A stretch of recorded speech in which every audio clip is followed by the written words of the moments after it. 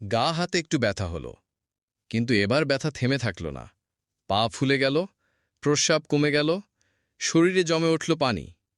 গায়ে অস্বাভাবিক দুর্বলতা অনুভব করতে লাগলেন তিনি। স্ত্রী রুনার জোরাজুরিতে অবশেষে এক সকালে গিয়ে পৌঁছালেন ঢাকার এক বিখ্যাত হাসপাতালের চেম্বারে। চেম্বারের দরজা খুলতেই সামনে বসে থাকা ডাক্তার মাথা তুলে তাকালেন। বয়সে তরুণ, চোখে আত্মবিশ্বাস, শান্ত কণ্ঠে বললেন, আসুন, বসুন, আমি ডাক্তার ফাহিম। বলুন, কি সমস্যা?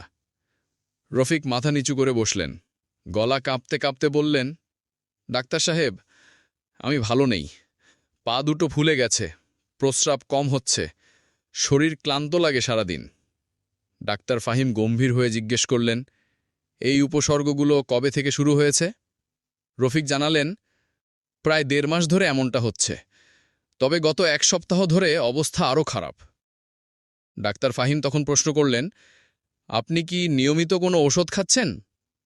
রফিক কিছুটা লজ্জা নিয়ে উত্তর দিলেন, জি, মাঝে মাঝে ব্যথা হলে নাপা খাই, আর কখনো পেইন কিলার খাই দোকান থেকে। নিজের মতো করেই খাই, প্রায় 2 বছর ধরে এমন চলছে। ডাক্তার ফাহিম এবার নীরব হয়ে রিপোর্টগুলো দেখলেন। রিপোর্টে কিডনি ফাংশনের মারাত্মক অবনতি ধরা পড়েছে। ক্রিয়েটিনিন 3.2, ইউরিয়া অনেক উঁচু। তিনি শান্তভাবে বললেন, রফিক সাহেব, আপনার কিডনির কার্যক্ষমতা অনেকটাই কমে গেছে। এটা এখনই সিরিয়াস পর্যায়ে চলে গেছে। রফিক ভীত কণ্ঠে বললেন, মানে কি, আমার কিডনি নষ্ট হয়ে যাচ্ছে? ডাক্তার ফাহিম বললেন, না, এখনও পুরোপুরি ব্যর্থ হয়নি, কিন্তু গুরুতর ক্ষতিগ্রস্ত হয়েছে। আপনি যেভাবে ব্যথার ওষুধ খেয়েছেন, নিয়মিত পরামর্শ ছাড়া, তা কিডনির ওপরে অনেক বড় ধাক্কা দিয়েছে। রফিক ফ্যালফ্যাল করে তাকিয়ে রইলেন। তারপর আস্তে করে বললেন, আমি তো জানতাম না এই সাধারণ ব্যথার ওষুধ এত ভয়ঙ্কর হতে পারে। ডাক্তার ফাহিম বললেন, এইটাই সবচেয়ে বড় বিপদ। এনএসএআইডিস জাতীয় ওষুধ, যেমন ডাইক্লোফেনাক, ইবুপ্রোফেন, কিডনির জন্য ধীরে ধীরে বিষের মতো। এমনকি প্যারাসিটামলও অতিরিক্ত খেলেও কিডনির ক্ষতি হয়।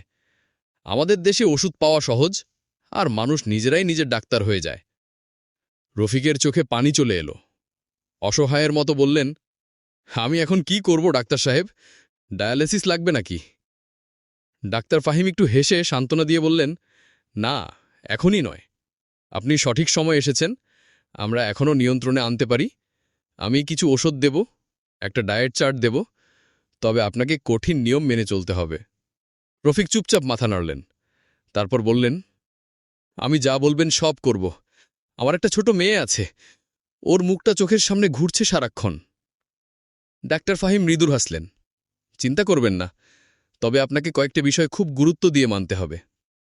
খাবারে লবণ অনেক কমাতে হবে, বেশি পানি খাওয়া চলবে না, প্রোটিন, বিশেষ করে লাল মাংস এড়িয়ে চলতে হবে, আর কখনো কোনো ওষুধ নিজের ইচ্ছে মতো খাবেন না। মাসে মাসে কিডনি ফাংশনের পরীক্ষা করাতে হবে।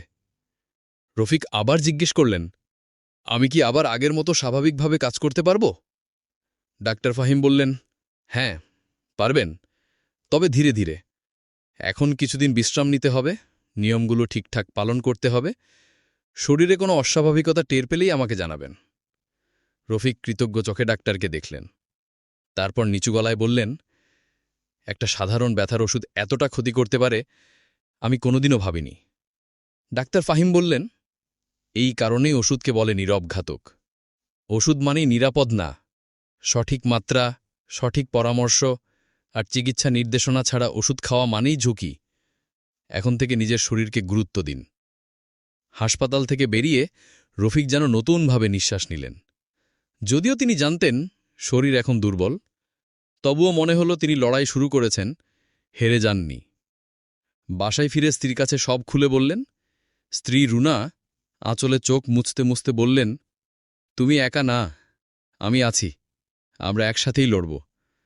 রফিক সেই মুহূর্তে নতুন করে জীবনের স্বাদ পেলেন।